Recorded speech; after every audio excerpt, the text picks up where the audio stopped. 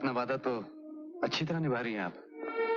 ये सच नहीं अमर। एक ऐसी एक्ट्रेस जिसने 70 और 80 के दशक की मशहूर अभिनेत्रियों के बीच अपनी एक अलग जगह बनाई और अपनी खूबसूरती और अदायगी से सबका मन मोह लिया।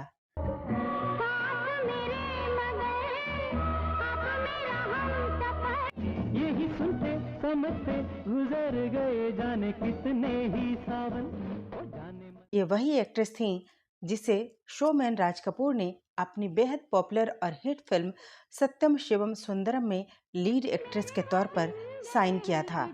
लेकिन किरदार के कॉस्ट्यूम की जो डिमांड थी उसमें ये एक्ट्रेस कंफर्टेबल नहीं थी और इसीलिए उन्होंने सत्यम शिवम सुंदरम करने से मना कर दिया था। तब ये फिल्म जीनत अमान की झोली जाने में मन जा गिरा।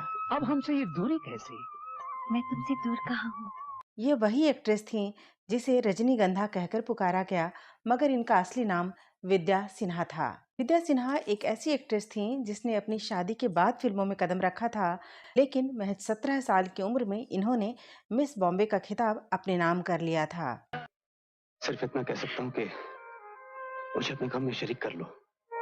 अमर, हाँ गीता। 15 नवंबर 1947 को एक फिल्मी परिवार में इनका जन्म हुआ था। पिता राणा प्रताप एक फिल्म प्रोड्यूसर थे और इनके नाना मोहन सिन्हा भी राइटर और डायरेक्टर थे। लिहाजा बचपन से ही फिल्मों के प्रति इनका झुकाव था। विद्या सिन्हा जब छोटी थी तब इनकी मां की मृत्यु हो गई और पिता ने दूसरी शादी कर ली। तब विद्या की परवरिश उनके ननिहाल में हुई और मौसी और नानी के देखरेख में विद्या बड़ी होती रही। विद्या ने बड़ी होकर यूं तो 2 शादियां की थी, मगर उनका वैवाहिक जीवन कभी खुशहाल नहीं रहा। क्या हुआ था उनके जीवन में, बताती हूँ।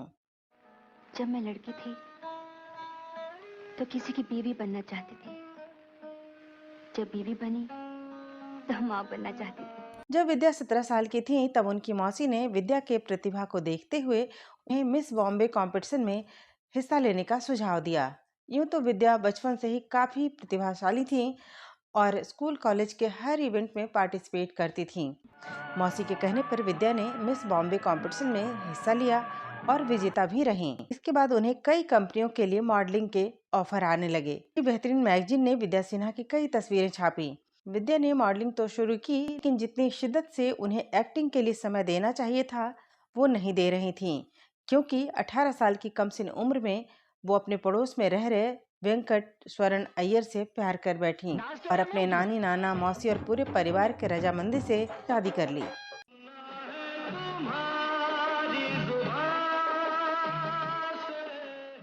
शादी के बाद वो बहुत खुश थीं, लेकिन शादी के कुछ दिन बाद ही एक मैगजीन में विद्या की तस्वीरें देखकर फिल्म प्रोड्यूसर और डायरेक्टर बासु चैटर्जी ने विद्या से मुलाकात की और उन्हें फिल्मों में एक्टिंग करने का सुझाव दिया।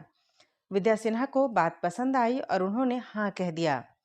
इस तरह 1974 में आई फिल्म राजा काका साइन कर ली, जो उनकी पहली फिल्म थी, मगर ये फिल्म कोई खास कमाल नहीं कर पाई। लेकिन उनकी अगली फिल्म रजनीगंधा इतनी जबरदस्त हिट रही कि लोग विद्या को रजनीगंधा कहकर ही पुकारने लगे। लोग उन्हें उस वक्त इसी नाम से पहचानते थे।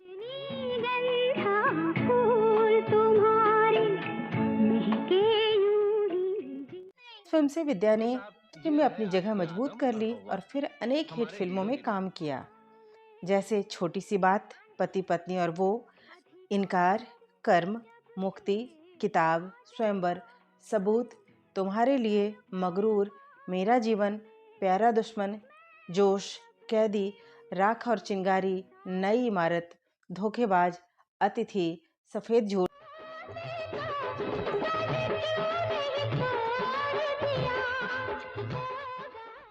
माँ की सौगात, हिरासत, मुकद्दर और अनेक बेहतरीन फिल्में विद्या के लिस्ट में शामिल हुए।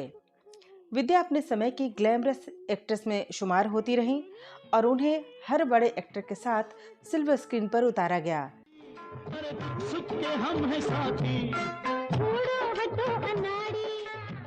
जब राज कपूर ने उन्हें सत्यम शिवम सुंदरम ऑफर की तो उसके कॉस्ट्यूम के कारण विद्या ने ये फिल्म करने से मना कर दिया, क्योंकि वो उसमें कंफर्टेबल नहीं थी।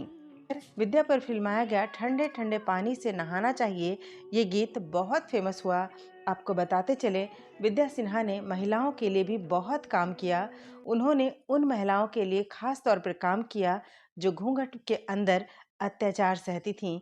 उन्होंने उन महिलाओं में जोश भरा और अत्याचार के खिलाफ लड़ाई लड़ी। इन सब बातों के अलावा विद्या के ससुराल वालों को उनका फिल्मों में काम करना बिल्कुल भी पसंद नहीं था।